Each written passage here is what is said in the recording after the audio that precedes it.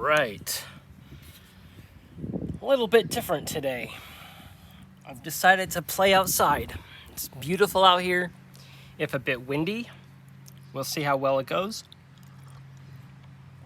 Got my tea, got my snacks, and got my favorite game, Ironsworn Starforged Vaults of Vaarn. One thing of note, obviously no music. I could have had music in the background, but I feel like being outside is good enough for that sort of thing. So this is a little bit of an experiment, and to see how well it goes, my phone is a little further away from me and a little further away from the table, but we'll see if that makes any difference or if it doesn't matter. But right now, I just want to get some game in, and I wanted to spend it outside. So that's what we're gonna do now. And that's really bright. Okay, so last we left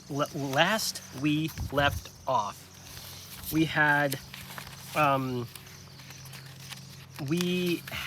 a quest to find a book on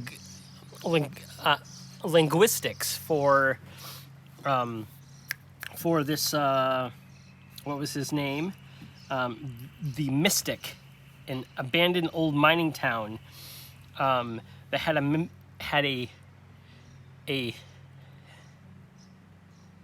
mystic in it by the name of Lurch. He was a new lynx, neurotic, and tends to a feral cat, and also hot-tempered. And we know that he wants a new assistant and probably is trying to vet Ardell Santos to see if Ardell fits the bill. And what Ardell knows is that Ardell has made an iron vow, utilizing his lore hunter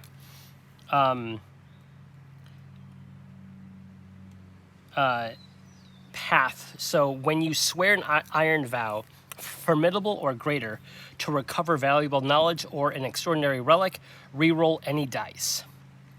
When you reach a milestone in pursuit of that quest, take +2 momentum. So we swore an iron vow, or rather, I think we have to make that vow. I'm not remembering if we actually did that or not. I really wish that I had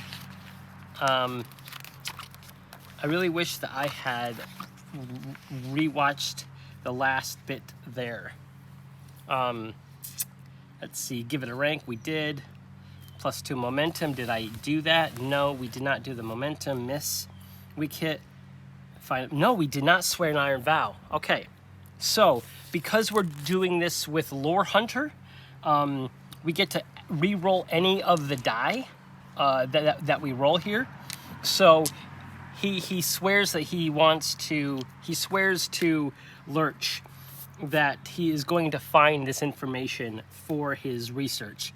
And if we remember correctly, the research was for to contact an old enemy or something like that. Or not an enemy, an old being of not necessarily high esteem, but he wants to contact Azathoth.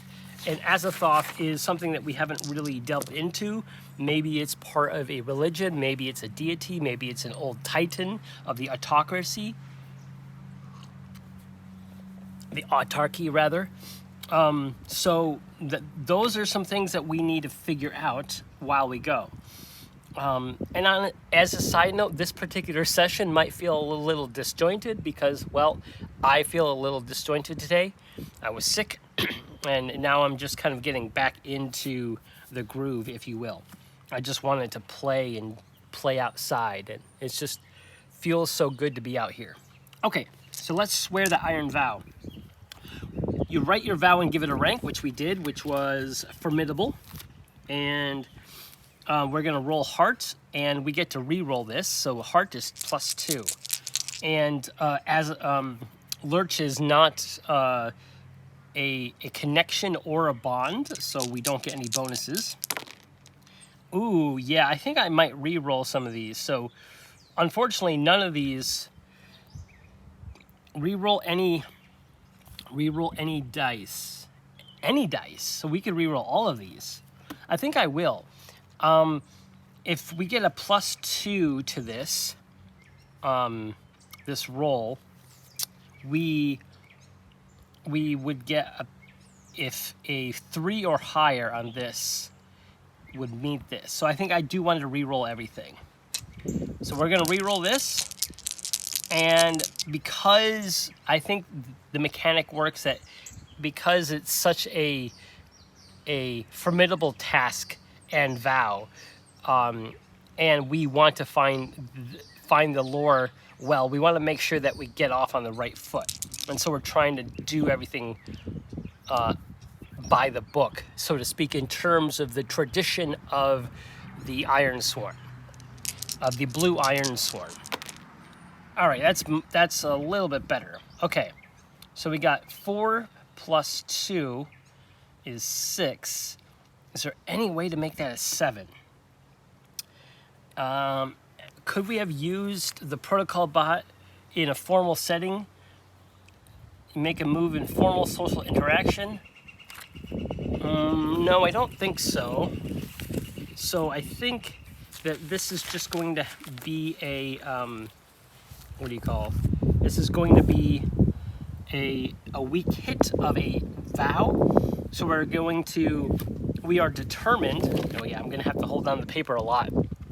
We are determined, but begin your quest with more questions than answers.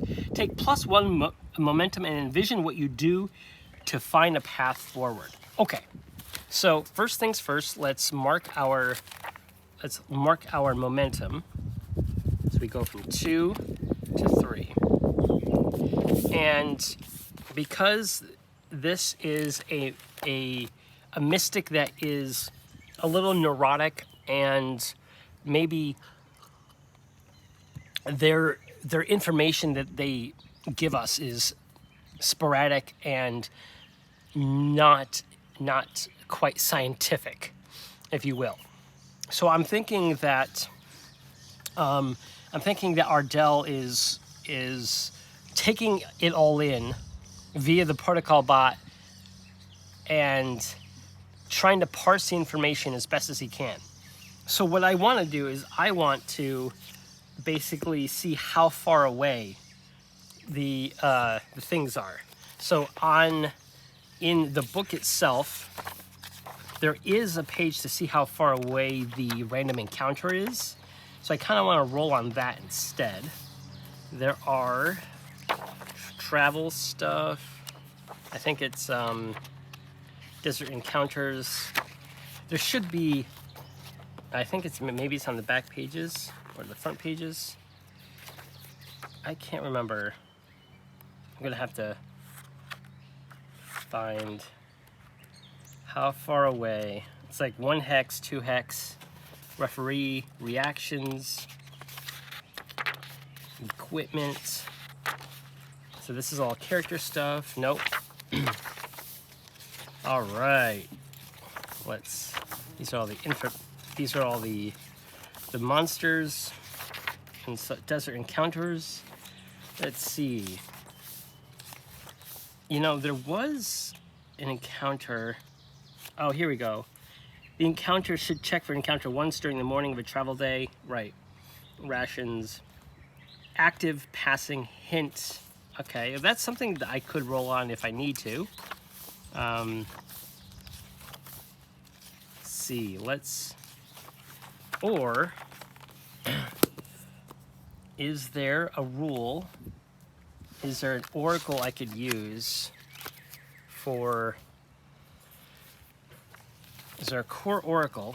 Action, theme, focus, sectors, no, planets, Settlements, complications. You know, not really. Interesting. There really isn't any information on this. Complications, clues. How close? Does Starsmith have anything? It would be in... I don't think it adds any more. Inciting incident. I know there's like a space citing and like how close it is. Okay,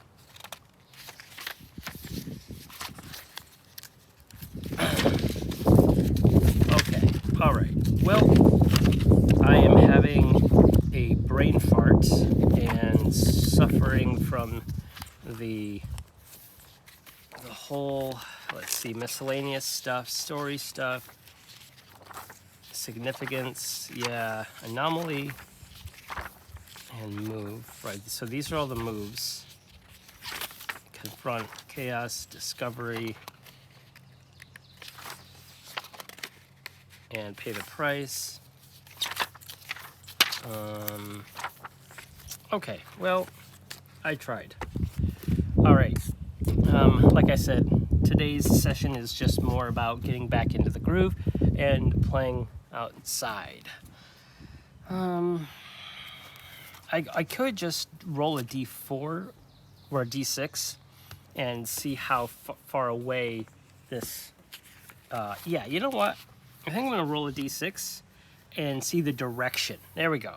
So we are currently on this hex...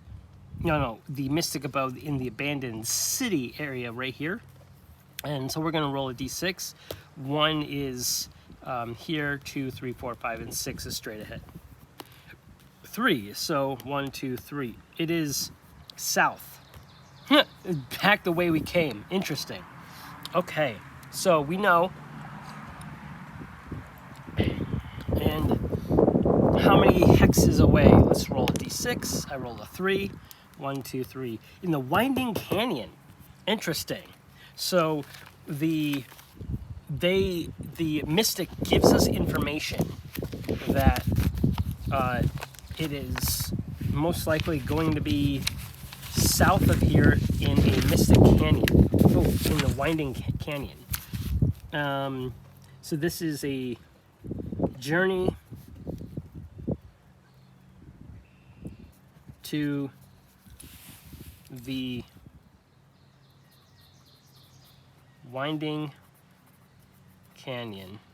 Okay. And that's a big old question mark because that's just the lead that we have from the neurotic, what's his face? New Beast.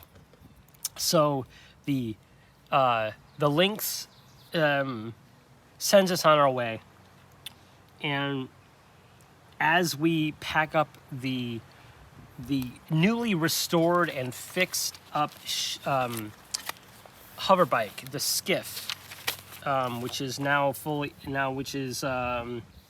at health of 2. We have a situation in which we need to find our way. Now, we are not going through perilous terrain. We are what is called, we are setting a course. When you follow a known route through perilous space across that or within mystery, roll plus supply.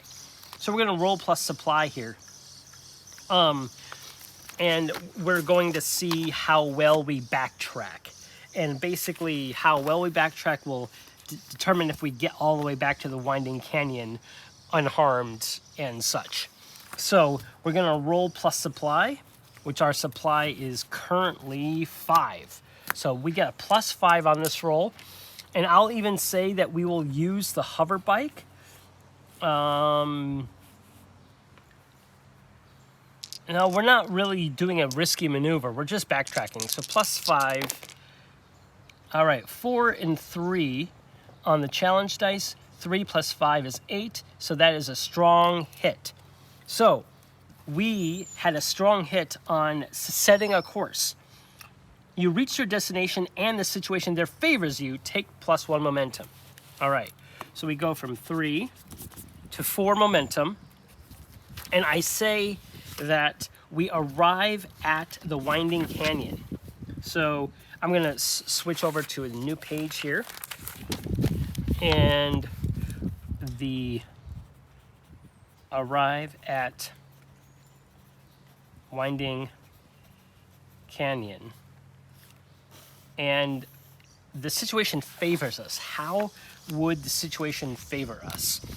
If I remember correctly, the winding canyon, let me try to find, right, this was after he went through the winding canyon.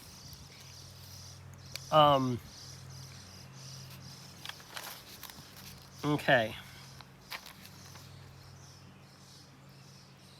Yeah, there was a storm and he went through the winding canyon and he got ambushed on the other side. So, but he arrives there no problem. So that tells me that the bandits that were there before either have moved on or just don't give him any heed to give him any trouble, right?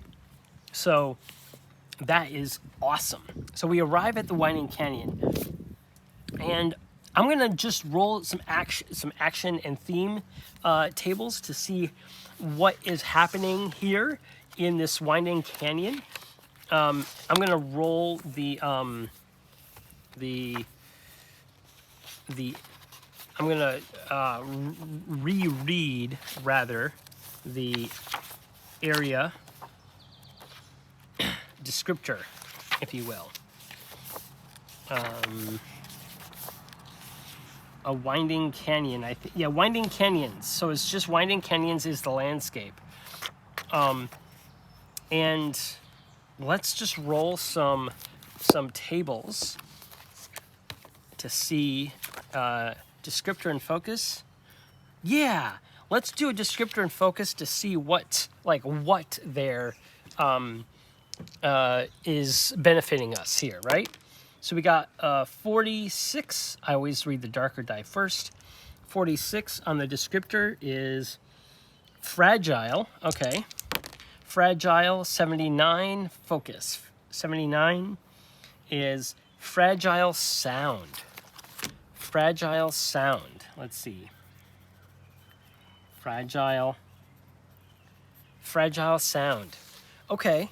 So that speaks to me like a low tone, or like a crackling voice, a timid voice, in a voice that might be afraid, or at least is not well heard.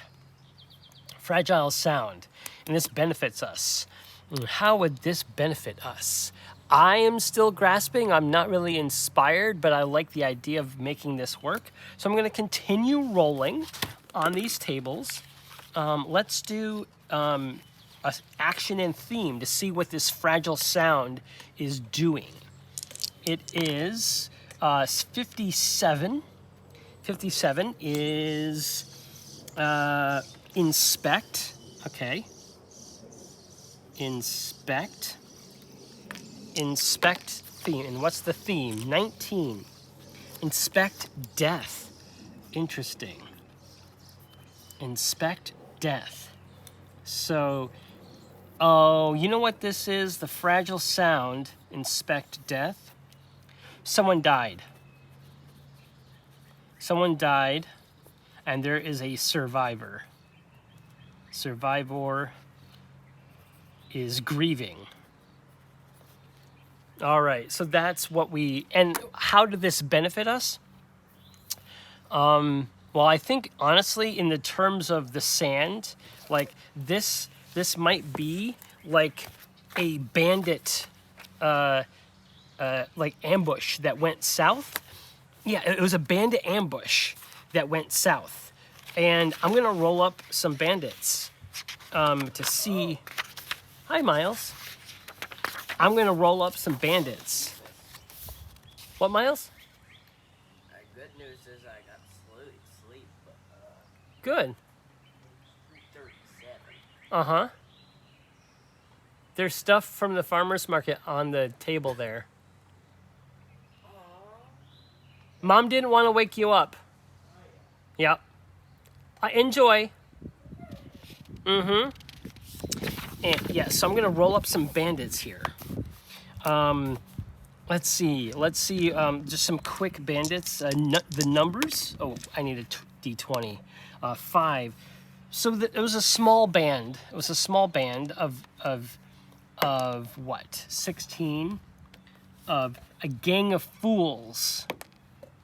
A gang of fools led by a calm and polite that had what kind of weapons? Crossbows. Okay. So I'm going to gang of fools ambushed a what is this, a trader? Is this adventurer group? I'm going to give a choice, adventurer group or traders. So I'm going to do a D100 roll, and 50 or less is the adventurer group, and 51 is the trader. Okay, 64. So it's a trader, or yeah, 64. So it's ambushed a trader convoy.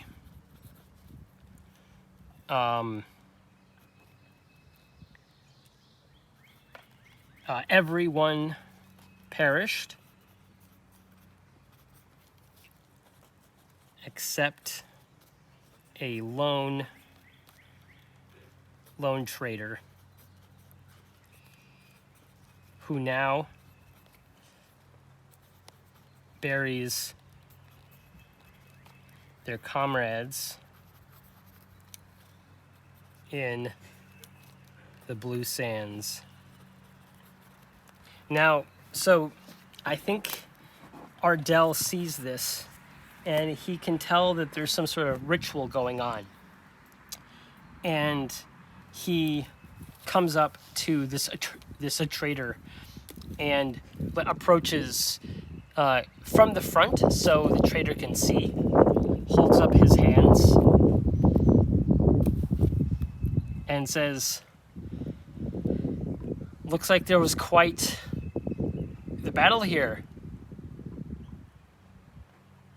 What happened?" And at this point, the lone trader divulges, and she spouts, she shares in a timid and cracked voice the loss of her family and the guards that were protecting her and the cargo. And she was on her way to the settlement up north. And that's where we're going to say that benefits us. Okay? So the trader divulges information about the area. Okay? So Ardell learns about the area. Okay. So what area are we going to learn? Okay, so we are currently back down at this canyon site, and Ardell has made a straight shot all the way basically straight up north. He knows nothing about the area around or the settlement itself. So I'm wondering what he wants to learn. He could learn about the settlement, in which the trader might tell him information about, but he also might learn about the area in which he's trying to go to for his current quest.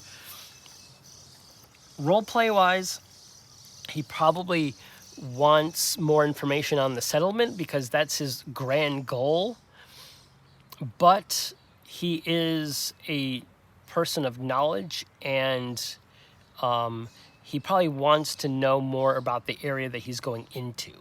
So that's what he's going to do. So he's going to ask information about the area. Now, it benefits us, but we still would have to compel this person because they are grieving.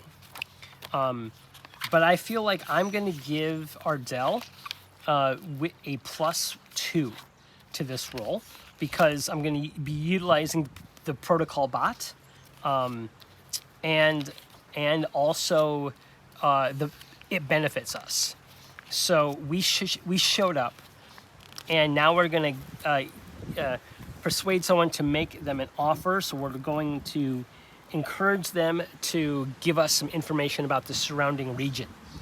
And let us do that. Let's roll plus heart, +2. So that is going to be a +4 total. Yes, 6 + 4 is greater than 5 and 8. So that is going to be a strong hit on a compel. So they'll do what you want or agree to your conditions, take +1 momentum. So with that, let's mark momentum first and always. Then we learned about the area. So the trader, within breaks of talking about their loss and burying the caravan in the sands and packing up.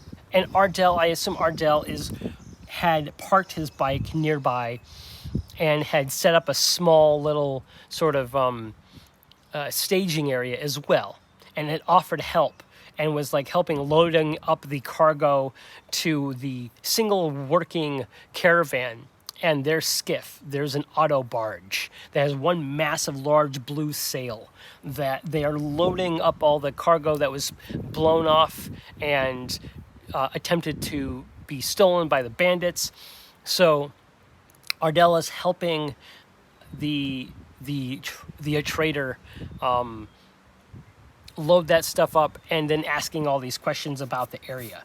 And the trader goes, well, to this direction there lies this, and to that direction there lies that. So what that's going to mean is I'm going to roll a couple of times and we're going to fill out the hexes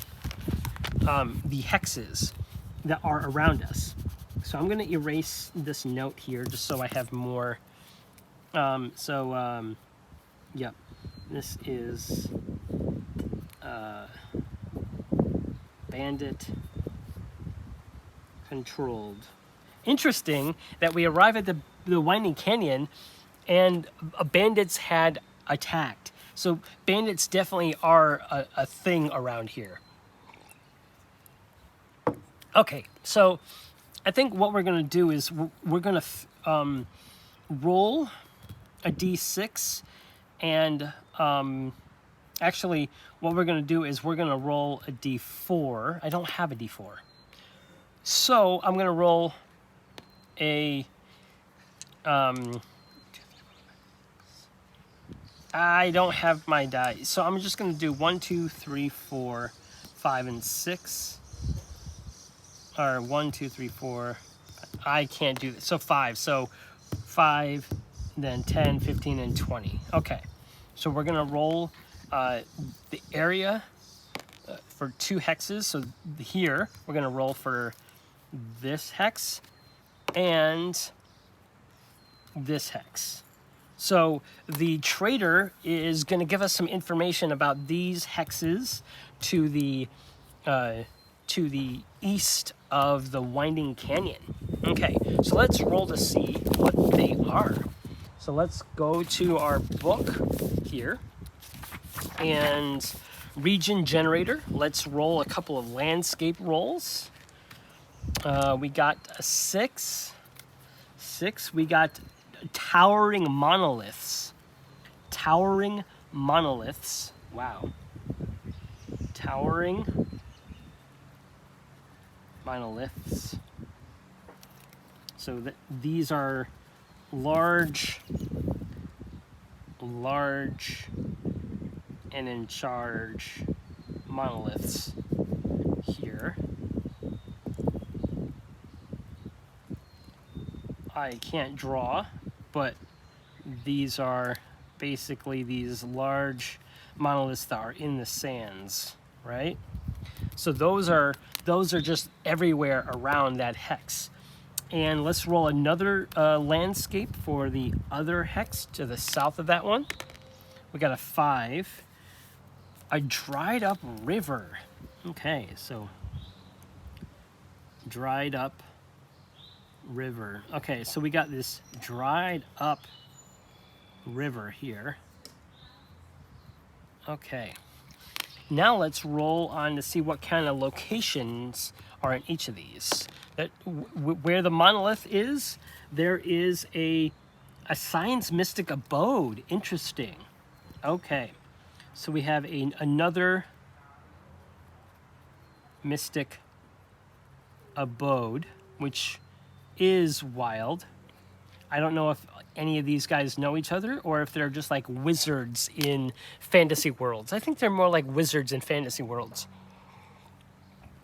doing their weird things in their weird structures.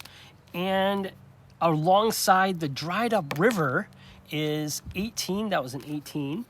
We're going to find a varnish wreck. Okay, so I'm going to write this. A varnish wreck. Okay. We're going to find some interesting things here. All right. Wow. Okay. So Ardell thanks the trader and goes, "Oh, what is your name, by the way?" So this is going to be what kind of person? Let's roll up a NPC, shall we? Right? Let's just roll a d20. It is a mycomorph. Interesting. Okay. And 6. It is, I already said female. Okay. And it is a mycomorph.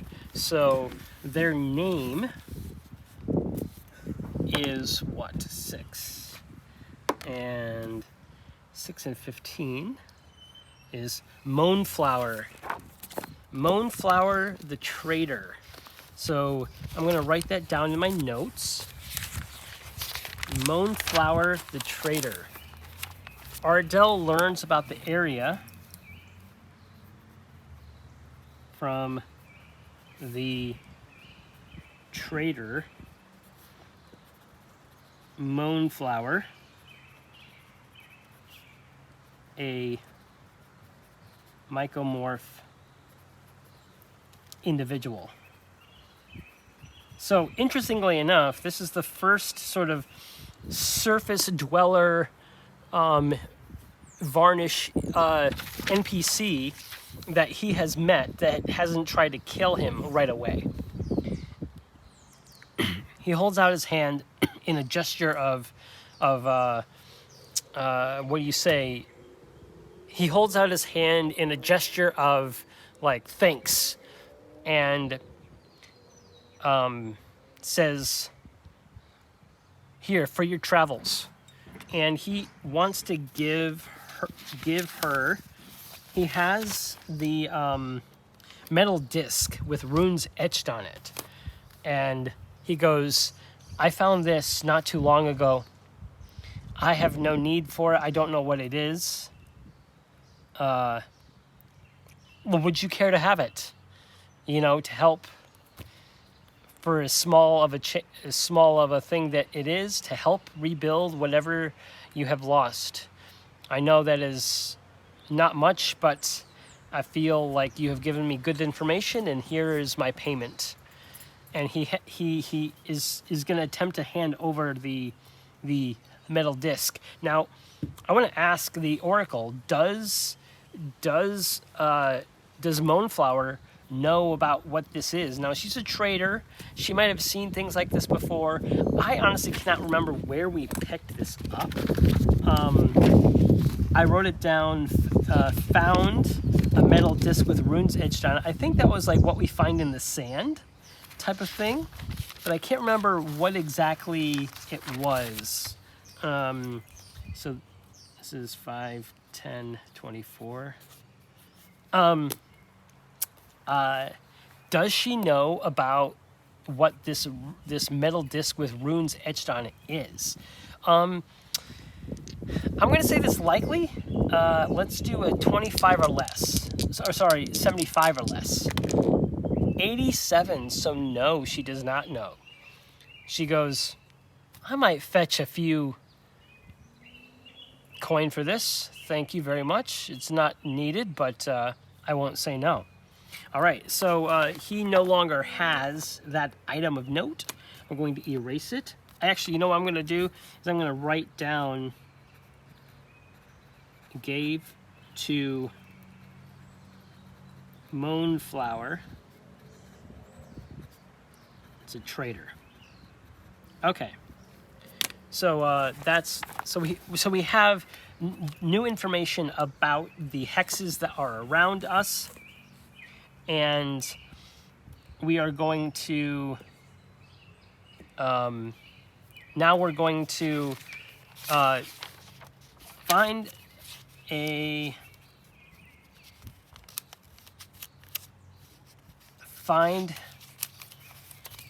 I think what we need to do is we need to find a way to figure out where this information is, where this book, where this what did we agree to find again?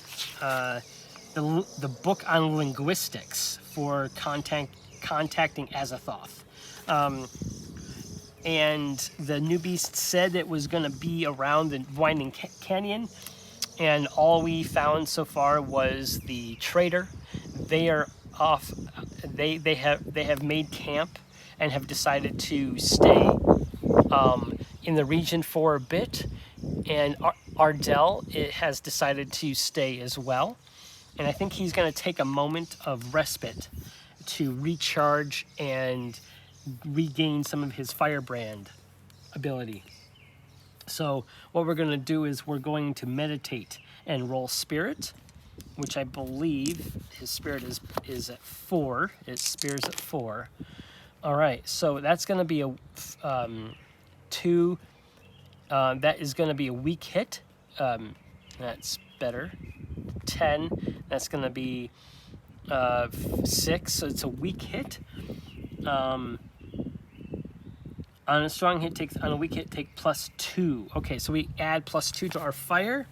So now we're back up to 4 on our fire. And he wants to sort of scout the area for things, for kind of a clue on where to go. So I think that's going to be a gather information. We're analyzing, we are searching for clues around us. So we're going to roll wits here. So wits is 3. So we got a +3 on this.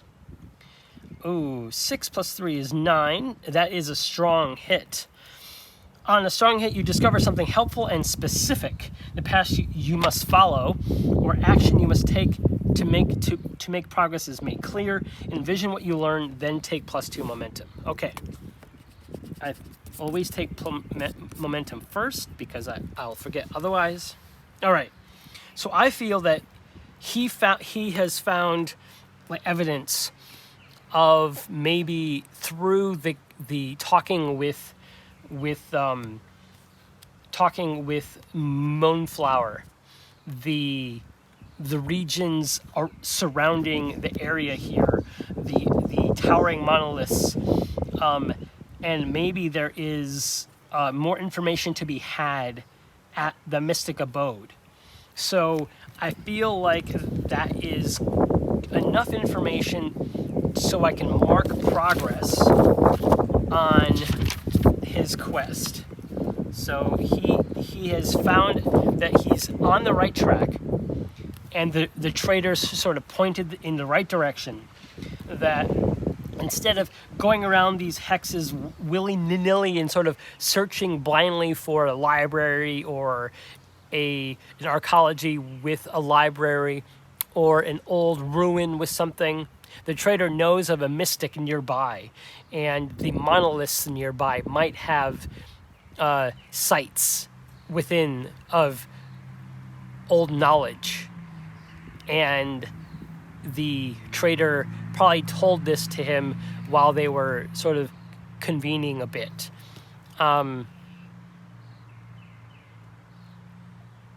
Ardell is feeling nice about this person. I don't think that he's going to attempt to make a connection. I think she is in a state of grieving and just needs someone to talk to and distract her from her grief. And in bouts of remembrance, she does break down and she does cry. And in those moments, Ardell makes sure to give her space, because the last thing he wants to is to upset somebody who's actively helping him. So he beds down for the evening and then wakes up bright and early before the trader is able to wake up, and he heads east from the winding canyon into the towering monolith. So this is a very easy terms of, this is a quick journey. I don't think this is a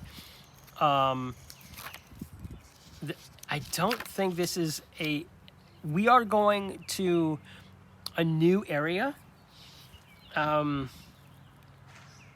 I think this is just going to be a one roll. I don't want to have this be a long journey. I want this to be a very short journey, because he is just effectively just kind of going over the region a little bit, and it could be just a day away.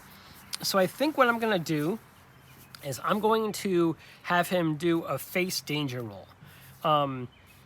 That doesn't make sense either, honestly. You know, I really should just undertake an expedition. So I'm going to give this a troublesome rank. In fact, so he'll need to make 3 successes effectively. So yeah, I think I am going to undertake an expedition makes when you trailblaze a route through perilous space, journey hazardous terrain, or survey a mysterious site. You know what I can do is I can say that he has headed out. This is what I'll do. I'll backpedal just a little bit. So Ardell heads out bright early in the morning, and once he gets out of the canyons, he starts seeing the monoliths, but there are so many of them. There are a multitude of shapes, sizes, and sort of full-on, like the scale of it from afar. He crests one sand dune, and he looks way off in the distance, and he can see at least a half a dozen just within those few miles. And then he goes, well, where do I start? So this is going to be undertaken expedition. So he's going to survey this hex. He's going to be in here, and he's going to be trying to find his way to the mystic abode. So we're going to create a new sort of journey for him. So this is going to be survey the monolith hex. And so this is going to be a troublesome, because I want this to be something that is relatively not easy, but relatively short in terms of the narrative. But he is technically finding new things. Looks like storm clouds coming in. I might have to end this sooner rather than later. Okay. All right, so this is going to be troublesome, which is 3 boxes per progress. Okay, so we are going to,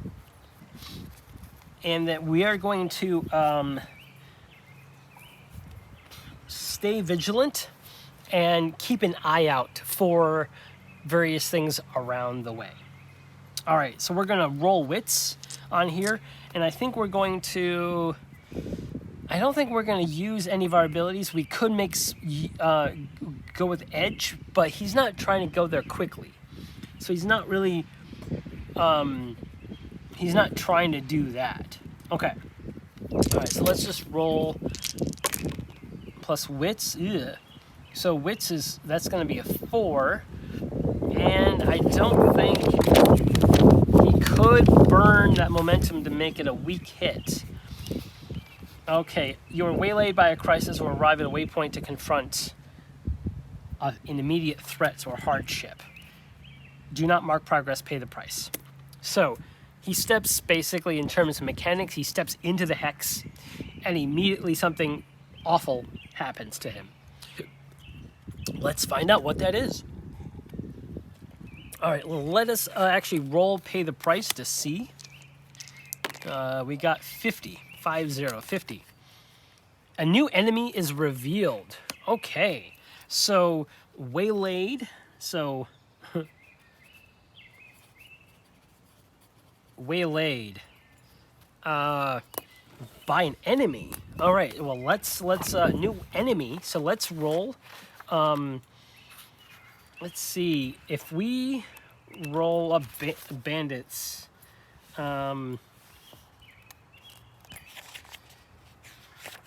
Let's see, they want, I mean, this is interesting, but is it a creature? Oh, wait, random encounter. Let's do the random encounter. That's over here, I believe. Desert encounters, there we go. Encounter. Yes, a new band. Here we go. Yes, bandits, Phalo. This is what I should have been rolling on before. So we got a D20 roll here. Encounter 3, a battle boar, and we know what kind of terrain we're in. There's monoliths everywhere, but let's see what kind of other terrain that we're currently fighting in. Abandoned campsite.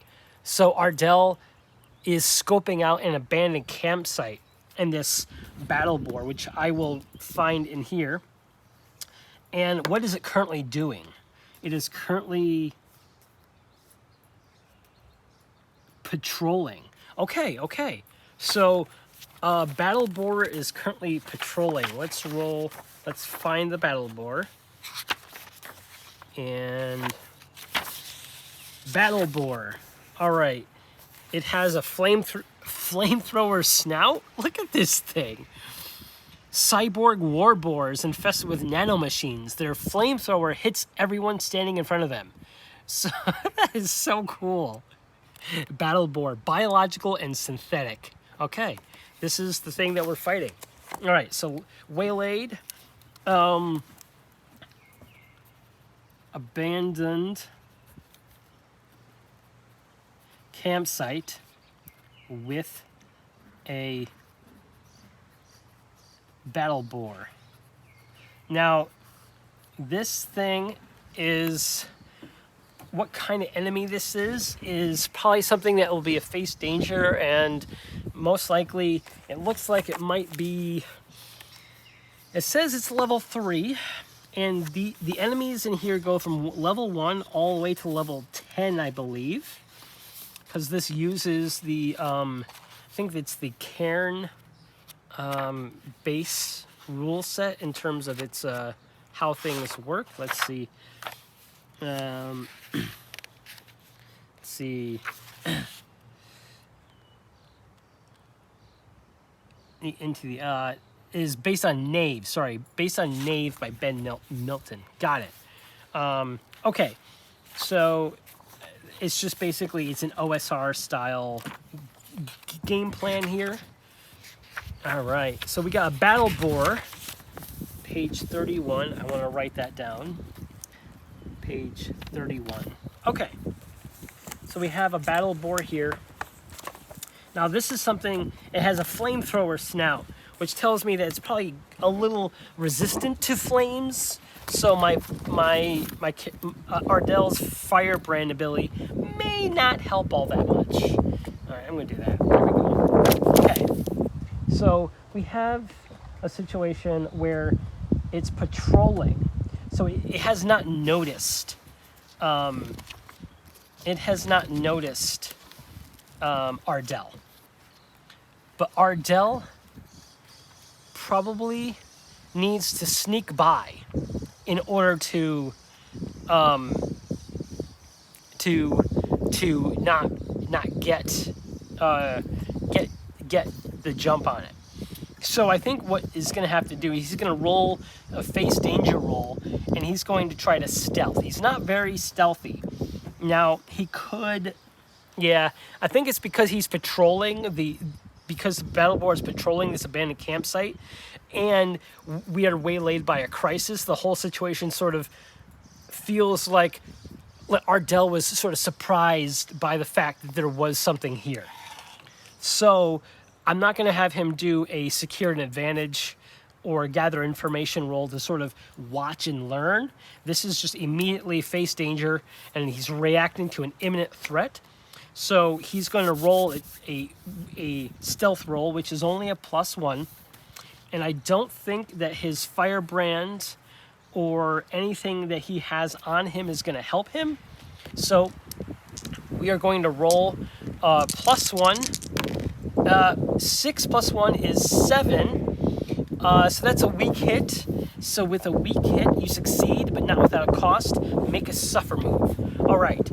So we successfully sneak by the boar, and that's the obvious thing. So we're going to have to go to our suffer moves here.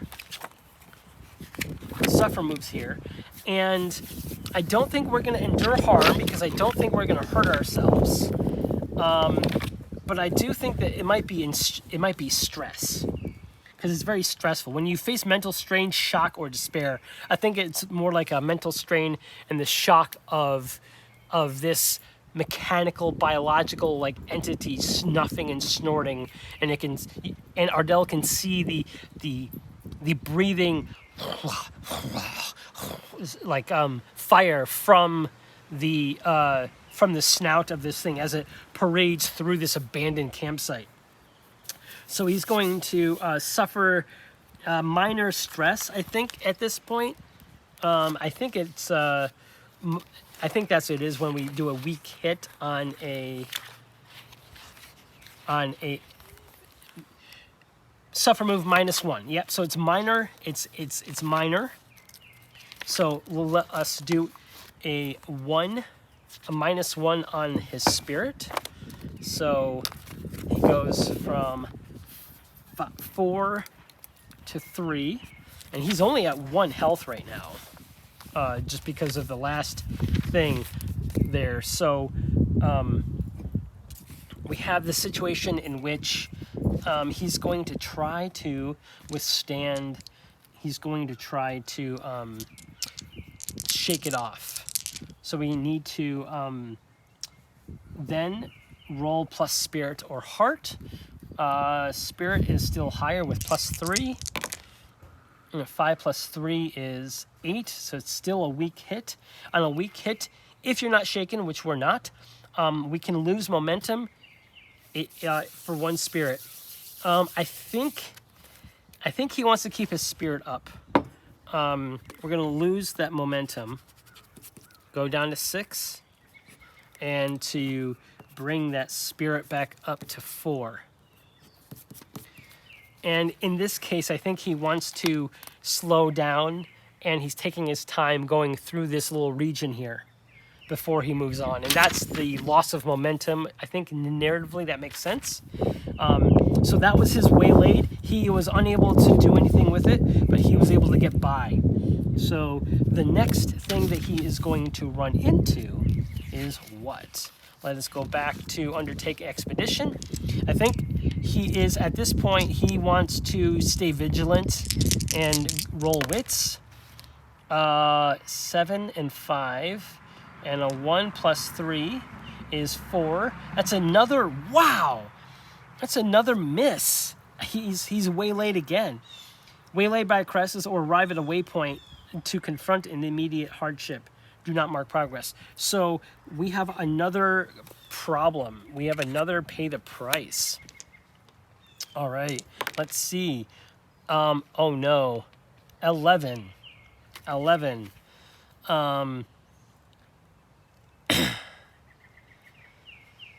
11. You face a tough choice. A tough choice. We face a tough choice. Tough choice. What kind of tough choice would this be in the monolith area? Let me see. I am going to need some rolls here to see what sort of things that he is running up to. Now, because we're in an area, I think he needs to roll some descriptor and focus things to see what's happening here. Oh, and pay the price with a twist. I think that is a complication. So I'm actually going to roll on the complication table, and that might help us. 54. Tough choice with 54. Something important goes missing. Ooh, tough choice. Something goes missing. What would go missing? Maybe during that battle and with Battle Boar. Something important goes missing. I am struggling. Something important goes missing. He can't find his hover bike. He can't find his hover bike. Because he had to get off his hover bike to go to the abandoned campsite, and he was stealthing around. And he had to stealth away from the campsite and wait for the board to leave. He comes back to the hover bike and attempts to find it, cannot find it. So something happened. Somebody stole his bike, or, is the battle boar there? I'm going to say no. The battle boar has moved on from the campsite. And the tough choice is that he can go for he can search for his hover bike, or keep exploring, and maybe he'll run into it later. And that's the tough choice. Oh, so the tough choice is search for hover bike, or move onward. That is a tough choice. So he probably wants to search for his hover bike, since that's the easiest way, or the fastest way that he can make time. And maybe he'll make up more time and he can find the mystic's abode quicker if he gets the hover bike. So yeah, I think that's what he's gonna do now. So he has to gather information and try to find this goddamn thing. So that is gonna be a gather information roll. We're gonna search for clues as to where this hover bike went. Now, since the hover bike hovers, does not leave a trail per se, so he's trying to find other ways to track it. Hey, Harvey. You got a little something right there. Okay, let's roll wits. Hopefully I don't do another failure. Oh, are you kidding me? So we got 1 + 4. We're gonna burn momentum so we don't get another failure. So we're gonna burn that 6, and that goes back down to 2. So we're gonna make that a strong hit, because 6 would be better than 4 and the 5. So burning that momentum and kind of pushing forward that failing forward situation. We're going to get a strong hit. We discover something helpful and specific. The past you must follow, or action you must take to make progress is made clear. Envision what you learned, then take +2 momentum. So in all reality, we only really lost 2 momentum there. So I envision this, is that Ardell finds a sign of, remember, his skiff was sort of broken in pieces and he repaired it. And a piece of his skiff was left behind, in like kind of like a breadcrumb trail. So he follows that to a campsite, another campsite. And is this where the battle board came from? Does the battle board belong to somebody? I like the idea, so let's make that likely. 75 or less.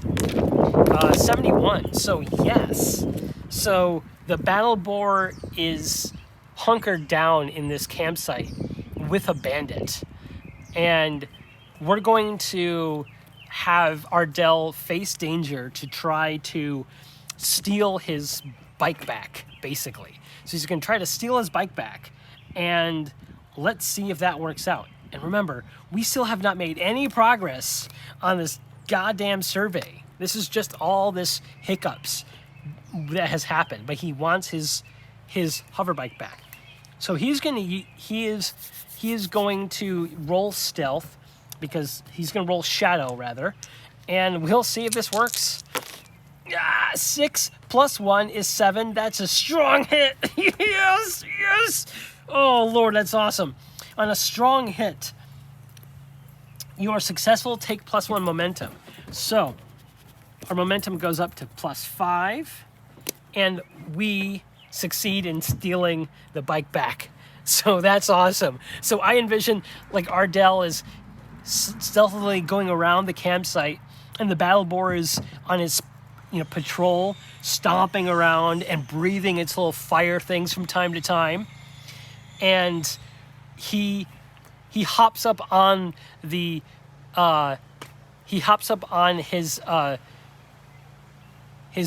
hover bike, and then just pedals it, and then he zooms out. Now, because he succeeded and it's not a weak hit, I think he's able to leave, and the situation just goes behind him. And now he gets to roll a whole new situation to try to survey the monolith. So he succeeded in searching for the hover bike. That was a success, a minor little setback in terms of the narrative, but that was funny. All right, let's try to make progress on this monolith. He's going to go with edge. He's going to go with speed and just make some time getting away from whatever is happening there. So he's going to utilize his hover bike's ability and roll +1. So he gets a +3 on this roll. With a double 0, that's double 10. That's a complication. Even with everything that's been happening. Jesus, Mary and Joseph. Oh my Lord. Okay, so we got a complication here. Okay, first and foremost, we definitely missed that undertake an expedition. Like, this is not, he's among all these monoliths and stuff and just absolutely lost. Waylaid by a crisis, and we got a complication. For this, just because I want something different, I'm going to roll on these tables to add the complication. So the story complication is what exactly? So 2 and 17. The enemy reveals their true agenda or nature. Enemy reveals their true agenda or nature. Okay, so waylaid, and that is along the side of pay the price, which is 46. A new enemy is revealed. Interesting. So a new enemy and an enemy reveals their true. Okay. New enemy, and what was that complication again? Reveals true agenda or nature. New enemy and reveals true nature. Okay, so a new enemy pops up and we have a true nature reveal. And again, we've made no progress on this troublesome. I think this expedition has turned into quite the epic, almost sort of like a Groundhog Day of not again, not this again type of thing. Okay, so let us roll a few things. We have a new enemy, so let's roll a what do you call the rolling of the new enemy type, right? What's it called? Desert Encounter. Let's roll that. 15. We get a Plainy Gaunt. What is a Plainy Gaunt? That's definitely a new enemy. A Plainy Gaunt. Hypergeometric. Hypergeometric humans that only have 2 dimensions. They can appear to be shadows or wall frescoes and thus surprise the unwary. Their touch drains strength from their target, pulling you into their flattened dimension. Plainy folk ignore all even-numbered damage rolls. Okay, so in terms of Starforged, that seems like a very obnoxious thing to happen. So, new enemy is going to be called a Plainy folk. Look at that, like MC Escher-esque, Troika style art piece right there. That's a weird looking enemy for sure. Okay, so Plainy folk. So I think they are 2D entities. And I think I'm going to actually have to pause for the cause right here. And I think what we'll do is we will wrap it up with an encounter with Ardell dealing with these Plainy folk, and let us roll their true nature at the beginning of the next session, just so we have something to do right away. Okay?